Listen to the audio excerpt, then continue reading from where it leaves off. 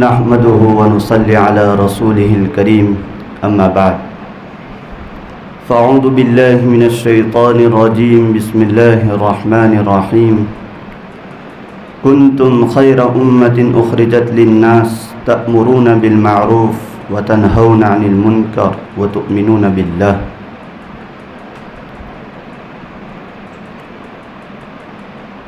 محترم حضرات اور عزیز طلبہ،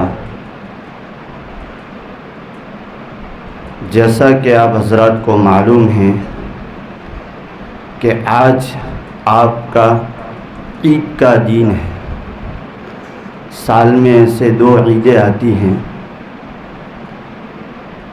اور یہ سال کی عید آپ کی ہے اس لیے کہ بعض بچے جو رمضان بعد سے یہاں مدرسے میں آئے ہیں وہ ابھی تک گھر نہیں گئے. شوال کے بعد سے لے کر یہ بھی شعبان چل رہا ہے. 8 شعبان کو آپ گھر جائیں گے تو یہ آپ کے لیے خوشی ہے. سب سے پہلے تو آپ کے ماں باپ کا دیدار ہوگا، آپ کے دوست و احباب کا دیدار ہوگا اور اسی طرح آپ کے گاؤں والوں کا دیدار ہوگا کہ 1 سال کے بعد ان سے ملاقات ہوگی. خیر عزیز طلبہ، آپ گھر جا رہے ہیں. میں آپ حضرات سے 2 باتیں عرض کروں گا.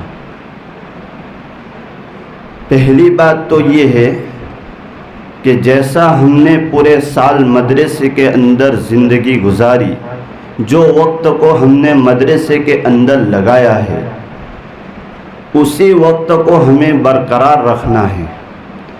ایسا نہیں کہ ہم مدرسے سے جانے کے بعد ہمارا جو وقار یعنی ہمارا جو لباس، چہل پہل یہ ہماری بدل جائے. ہم نے پورا سال ہمارے اساتذہ سے جو کچھ سیکھا ہے اس کو ہمیں باقی رکھنا ہے. جیسا کہ شوال کے بعد سے آپ یہاں آئے تو آپ یہ سمجھ لیں کہ ہم ایک کشتی میں بیٹھے ہوئے ہیں اور کشتی جا رہی ہے. کہاں جا رہی ہے؟ کہ سمندر کے کنارے پر جا رہی ہے. ابھی کنارہ آیا نہیں ہے اور کشتی میں جب بیٹھے ہیں تو ہمیں ہر چیز کی پریشانی پیش آئے گی. ہمیں کھانے کی، پینے کی، سونے کی. تو یوں سمجھ لیجئے کہ آپ شوال کے بعد سے لے کر ابھی تک ایک کشتی میں بیٹھے ہوئے ہیں. ابھی وہ کنارہ آپ کا آیا نہیں ہے لیکن ابھی آ چکا ہے. آپ ایک کشتی میں سوار تھے، ملا آپ کو لے کے جا رہا تھا اور آپ کو کنارے تک پہنچا رہا ہے. جب آپ کو کنارے پر پہنچا دیا اس کے بعد آپ آزاد ہو گئے، آپ جہاں چاہے جا سکتے ہیں. تو کہنے کا مقصد یہ ہے کہ آپ پورا سال یہاں رہے. بے شک آپ کو بہت تکلیفیں ہوئی ہوگی، آپ نے بہت تکلیفیں جھیلی ہوگی، لیکن میرے دوستو، میرے عزیز طلبہ، یہی تکلیف آپ کو بعد میں چل کر کام آئے گی. بے شک آپ کو استاد کی تکلیف ہوئی ہوگی، آپ کو مطبخ میں یعنی کچن کھانے میں تکلیف ہوئی ہوگی، آپ کو سونے میں، نہانے میں، دھونے میں، اٹھنے میں، ہر چیز میں آپ نے تکلیف برداشت کی ہوگی. یہ تکلیف انشاءاللہ آگے چل کو آپ کو کام دے گی. دوسری بات یہ میں عزیز طلبہ آپ کے سامنے عرض کر رہا ہوں کہ جس طرح آپ نے مدرسے کے اندر رہ کر نماز کی پابندی کی، ہمیں مدرسے کے باہر جائیں تو سب سے اولاً یہی کوشش کرے کہ اذان ہوتے ہی فوراً ہم مسجد کی طرف رواں دواں ہو جائے اور اپنے دوست و احباب کو بھی ساتھ میں لے کر چلیں کہ بھائی اذان ہو رہی ہے، چلیے آئیے ہم مسجد میں چلتے ہیں اور نماز پڑھتے ہیں. ہو سکے تو نماز کے بعد انہیں تھوڑا قرآن بھی پڑھا دیں اور کہیں کہ بھائی تھوڑی سی ہم ایک سورت پڑھ لیتے ہیں تاکہ آپ کو بھی ثواب مل جائے اور ہمیں بھی ثواب مل جائے. اسی کو قرآن نے کہا ہے کنتم خیر امۃ اخرجت للناس تأمرون بالمعروف وتنہون عن المنکر وتؤمنون باللہ، کہ تم لوگوں کی نفع رسانے کے لیے نکالی گئی ہو. یہ امت جو ہے وہ لوگوں کو فائدہ پہنچانے کے لیے، نہ کہ نقصان. میرے عزیز طلبہ، میں آپ سے یہی گزارش کرتا ہوں کہ آپ جہاں کہیں بھی رہو، خوش رہو، خوشحال رہو، اور جو مشن کو ہم لے کے چل رہے ہیں اس مشن میں ناکامیاب نہیں ہونا ہے، بلکہ قرآن کریم کو ہمارے ساتھ رکھنا ہے. ہم ٹرین میں سفر کر رہے ہیں، جو بارے ہمیں یاد ہے پڑھتے رہنا ہے، اور اسی طرح نماز کے اندر بھی ہمیں پڑھنے کی کوشش کرنا ہے، کیونکہ 10 منٹ لگے گی. جو پورے دن کی 17 سنتیں ہوتی ہے، آپ ایک رکعت میں ایک رکوع پڑھ لو، دوسری رکعت میں دوسرا رکوع پڑھ لو، اس طرح پوری 17 رکعت میں 17 رکوع ہو جائیں گے، آپ کا ایک پارہ مکمل ہو جائے گا. اسی طرح میں طلبہ سے کہتا رہتا ہوں کہ آپ کے لیے ایک پارہ پڑھنا کوئی مشکل نہیں ہے، بلکہ کم سے کم 20 منٹ یا زیادہ سے زیادہ 25 منٹ لگے گی. تو 20 منٹ یوں سمجھ لو کہ ہم کسی کھیل کود میں لگے ہوئے ہیں. تو یہ 20 منٹ جو آپ کی ہوگی انشاءاللہ بہت فائدہ دے گی.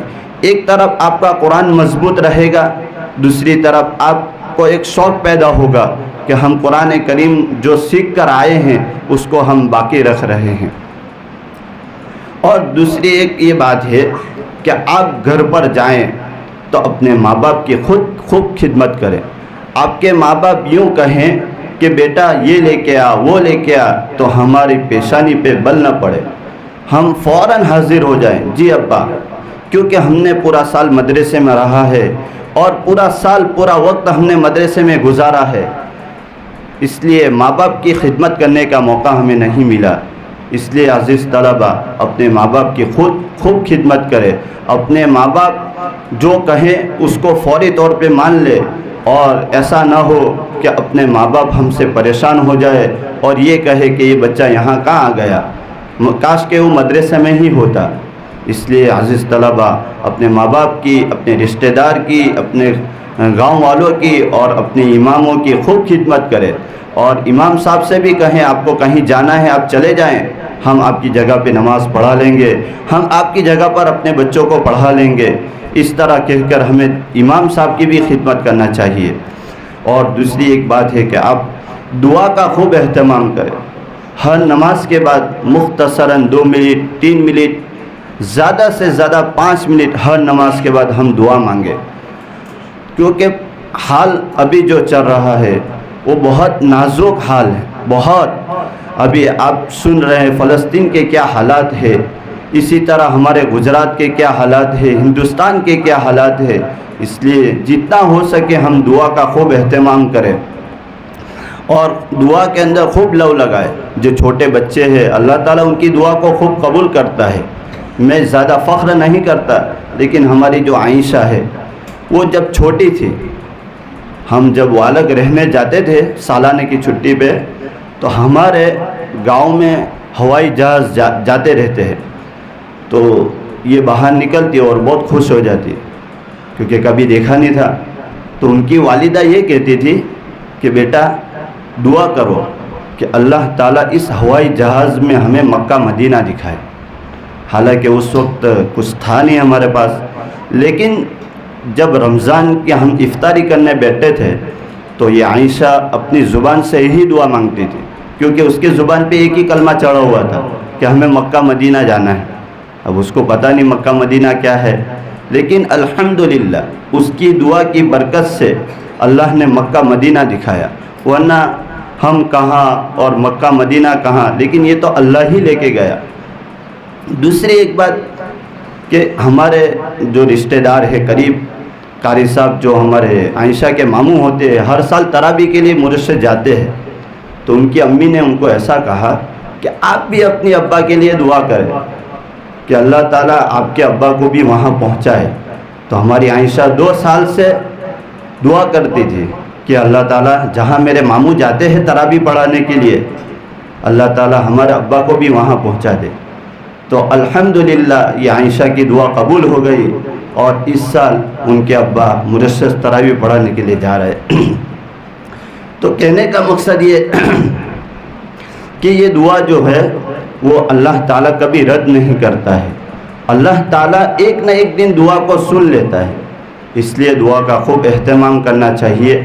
اللہ تعالیٰ ہمیں کہیں سنے پر عمل کرنے کی توفیق عطا فرمائے، جو کچھ ہم نے ناگواری کہہ دیا ہو تو معافی چاہتے ہیں کہ اللہ تعالیٰ ہم سب کو علم نافع عطا فرمائے، اور اس مدرسے میں آئندہ سال واپس آنے کی ہمیں فکر عطا فرمائے، اور آپ بھی آئے اور آپ کے ساتھی کو بھی لے کر آئے۔ وآخر دعوانا ان الحمد للہ رب العالمین۔